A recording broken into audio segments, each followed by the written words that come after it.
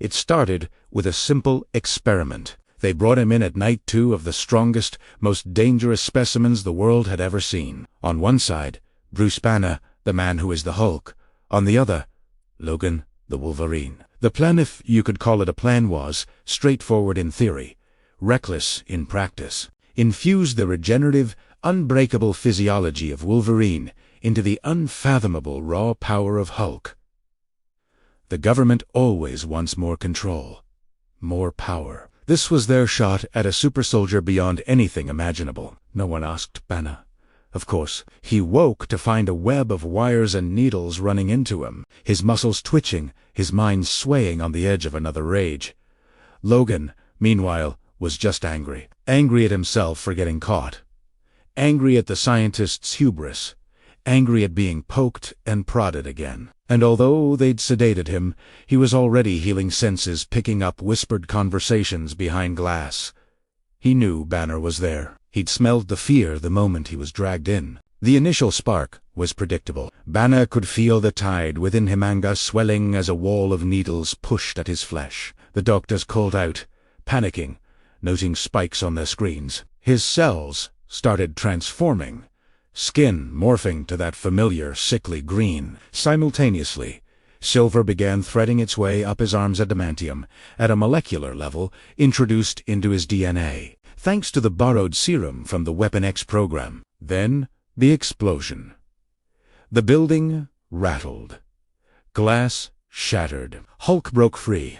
But this time there was a difference. The claws, 6 of them erupted from his knuckles, longer and sharper than any before, glistening with unbreakable metal under the flickering lights. His body was a fusion, massive, muscled, but his wounds, if any appeared, sealed up almost instantly. Feral rage, combined with unyielding strength.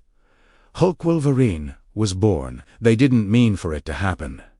But there he was, the ultimate weapon, standing in the ruins of the lab that created him. Banner's mind was in there somewhere, trying to claw his way through the red haze. But Wolverine's instincts, not Logan's, not Bruce's, but something in between, took over.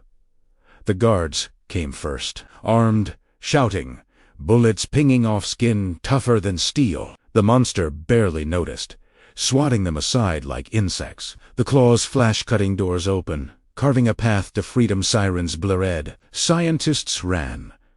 No one stopped him. Outside, the night air cooled the rage a little. Logan's memories flashed, years of running, being hunted. Banner remembered too, and for a fleeting moment, the fused creature turned, looking back at the carnage. Was he a hero? A victim? Or just a new species of monster? Word of what happened spread quickly. S.H.I.E.L.D. mobilized. Black Ops teams scoured the countryside, hunting for Hulk Wolverine, as they called him. The scientists who orchestrated the experiment were questioned, detained. Some disappeared entirely. No one could figure out how to stop what they had created. The healing power made tranquilizers useless. The strength shattered any containment unit, and whenever he was hurt, he only grew angrier. The first few weeks were chaos. Hulgavarian roamed the forests, mountains, deserts. Some said he sought solitude, the ghost of Banner trying to hide. Others saw evidence of his passage trees sheared in half, craters where he landed. Occasionally, he'd intervene, saving a lost hiker, stopping a truck from careening off a cliff, then, just as quickly, vanish back into the wild. Some believed he retained the best of them, Banner's conscience, Wolverine's tenacity. But he was hunted constantly. One night, a squad cornered him in a remote town. They brought energy nets, adamantium restraints, sonic disruptors. For a moment, Banner surfaced, telling them to retreat. But then one careless shot rang out, and Hulk Wolverine's eyes went blank with fury.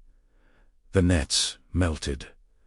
Walls buckled. When it was over, there was silence, and the squad was found unconscious live, but battered.